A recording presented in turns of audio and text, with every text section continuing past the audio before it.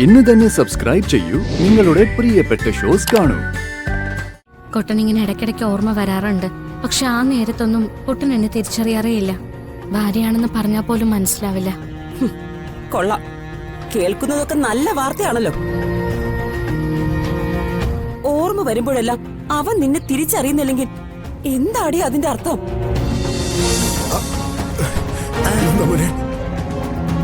ഞാനതെവിടെ മുത്തശ്ശ? എനിക്കെന്താ പറ്റിയേ? ഏയ് മോനൊന്നും പറ്റിയിട്ടില്ല. മാലാക എവിടെ മുത്തശ്ശ? അയ്യോ, മുറിഞ്ഞിട്ട് എനിക്ക് വേദനിക്കണു. നോക്കിയേ, മോനെ മാലാക എവിടെ?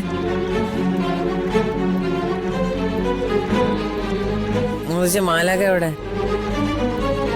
ദേവിയോടൊപ്പമല്ലേ മോൻ വന്നത്, എന്നിട്ട് അവളെവിടെ? എനിക്ക് മാലാക കാണണം മുത്തശ്ശ. സിദ്ധുവിനെ തനിച്ചാക്കി ദേവി എവിടെ പോവില്ലല്ലോ. മുത്തശ്ശ, മാലാക എവിടെയാ?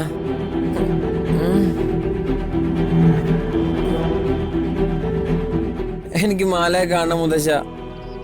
മാലാക എവിടെയാ?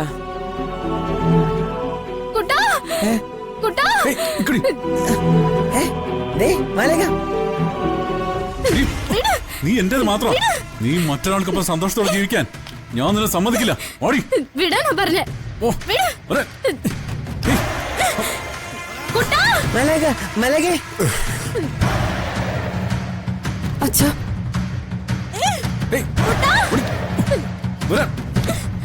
വിടറ മാലാക, പറഞ്ഞേ.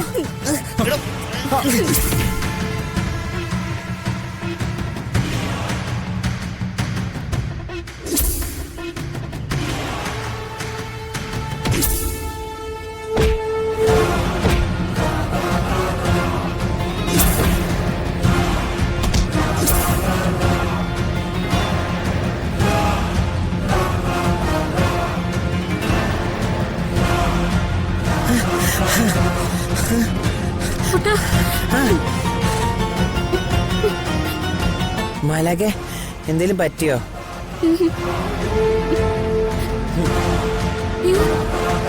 ഇതെങ്ങനെ സംഭവിച്ചു? അതെ, മാലാക കാണണ്ടായപ്പോ ഞാൻ ഊഞ്ഞാലിന്ന് ഇറങ്ങിയില്ലേ, അപ്പൊ വീണതാ. അയ്യോ, അപ്പൊ എന്റെ നെറ്റ് മുറിഞ്ഞു. ഒട്ടയത്തില് മരുന്ന് വെക്കണല്ലോ. നമുക്ക് പെട്ടെന്ന് വീട്ടിലേക്ക് പോ. വാ. അല്ല, അമ്മയും മുത്തശ്ശനും എങ്ങനെ ഇവിടെ വന്നേ? ഞങ്ങള് ക്ഷേത്രത്തിൽ പോകുന്ന വഴിക്ക് ഇവിടെ ഒന്ന് കയറിയതാ. അപ്പോഴാ ഇതൊക്കെ. മോളെ, തലയിടിച്ചുള്ള വീഴ്ചയിലാണെന്ന് തോന്നുന്നു. സിദ്ധുവിന് പഴയ ഓർമ്മ തിരിച്ചു വന്നതുപോലെ എനിക്ക് തോന്നി. ഞങ്ങള് കാണുമ്പോ സിദ്ധു അവിടെ തനിച്ച് നിൽക്കായിരുന്നു. ഞങ്ങള് സിദ്ധാർത്ഥ എന്ന് വിളിച്ച് അടുത്ത് നിന്നിട്ടും സിദ്ധു ഞങ്ങളെ തിരിച്ചറിഞ്ഞില്ല. ദേവിയുടെ മുത്തശ്ശനും അമ്മയാന്ന് പറഞ്ഞിട്ട് പോലും സിദ്ധുവിന് മനസ്സിലായില്ല. കുട്ടന് മുത്തശ്ശനെ അമ്മയും തിരിച്ചറിയാൻ കഴിഞ്ഞില്ലെങ്കിൽ ആ നേരത്തെ കുട്ടന് ഓർമ്മ വന്നിരിക്കണം. കുട്ടൻ ഇങ്ങനെ ഇടയ്ക്കിടയ്ക്ക് ഓർമ്മ വരാറുണ്ട്. പക്ഷെ ആ നേരത്തൊന്നും കുട്ടൻ എന്നെ തിരിച്ചറിയാറേയില്ല. ഭാര്യയാണെന്ന് പറഞ്ഞാൽ പോലും മനസ്സിലാവില്ല. കൊള്ളാം, കേൾക്കുന്നതൊക്കെ നല്ല വാർത്തയാണല്ലോ. ഓർമ്മ വരുമ്പോഴെല്ലാം അവൻ നിന്നെ തിരിച്ചറിയുന്നില്ലെങ്കിൽ എന്താടി അതിന്റെ അർത്ഥം? ഇവന്റെ അസുഖം പൂർണ്ണമായി ഭേദമാകുമ്പോ ഇവൻ നിന്നെ തിരിച്ചറിയില്ല എന്നല്ലേ? എന്തിനാ ദേവികെ നീ നിന്റെ ജീവിതം ഇവന് വേണ്ടിട്ട് ഇങ്ങനെ തൊലയ്ക്കുന്നേ? അറിഞ്ഞോണ്ട് നിന്റെ ജീവിതം പാഴാക്കുന്ന എന്തിനാ മോളെ? എനിക്ക് ഒരേ ഒരു ലക്ഷ്യമുള്ളൂ, കുട്ടന്റെ അസുഖം ഭേദാക്കിയെടുക്കണം. ആ ദുഷ്ടനിൽ നിന്നും കുട്ടൻ ഇപ്പൊ എന്നെ രക്ഷിച്ച പോലെ കുട്ടന്റെ അസുഖം മാറ്റാനായി അവസാന ശ്വാസം വരെ ഞാൻ ശ്രമിക്കും.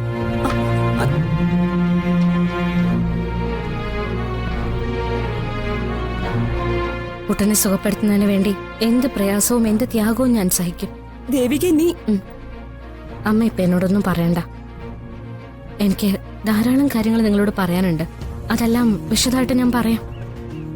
ഏതായാലും ഭദ്രൻ ഇവിടെ വന്ന് എന്നെ അപായപ്പെടുത്താൻ ശ്രമിച്ചത് മുത്തശ്ശനും അമ്മയെ ആരോടും പറയണ്ട. സുലോചനാന്റെ എങ്ങനെ അറിഞ്ഞാല് അവരത് പൊന്നാരം തൊട്ട് അറിയിക്കും. മുത്തശ്ശി പിന്നെ എന്നെ പുറത്തിറങ്ങാൻ അനുവദിക്കില്ല. പുറത്തിറങ്ങാൻ സാധിച്ചില്ലെങ്കിൽ അച്ഛന്റെ അപകടത്തിന് പിന്നിലെ സത്യങ്ങൾ കണ്ടെത്താനും കുട്ടന്റെ അസുഖം ഭേദാക്കാനും കഴിയാതെ പോകും. മോളെ ഞങ്ങൾ ഇറങ്ങട്ടെ മുത്തശ്ശ. കുട്ടന്റെ മുറിവില് മരുന്ന് വെക്കേണ്ടതല്ലേ. അമ്മയോട് സമാധാനമായിട്ടിരിക്കണമെന്നേ എനിക്ക് പറയാനുള്ളൂ. പോട്ടെ, മോള് ഞങ്ങൾ പോയിട്ട് വരാമേ. വാ. ടാറ്റാ. അച്ഛ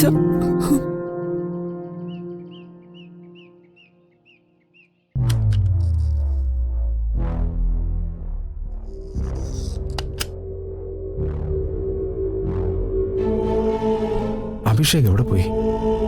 ഇത്ര സമയത്തും കാണുന്നില്ലല്ലോ.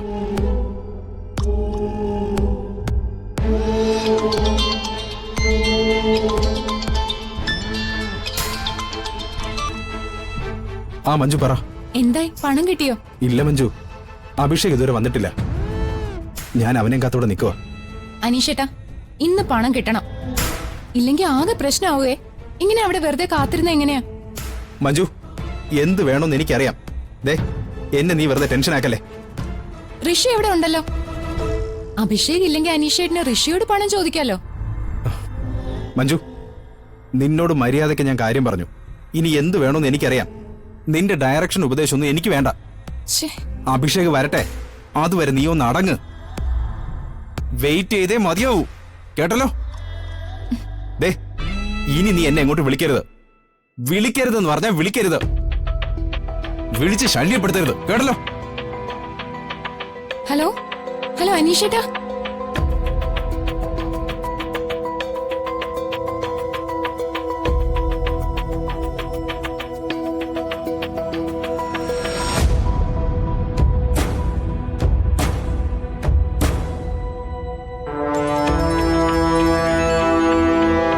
ഹലോ മഞ്ജുച്ചി.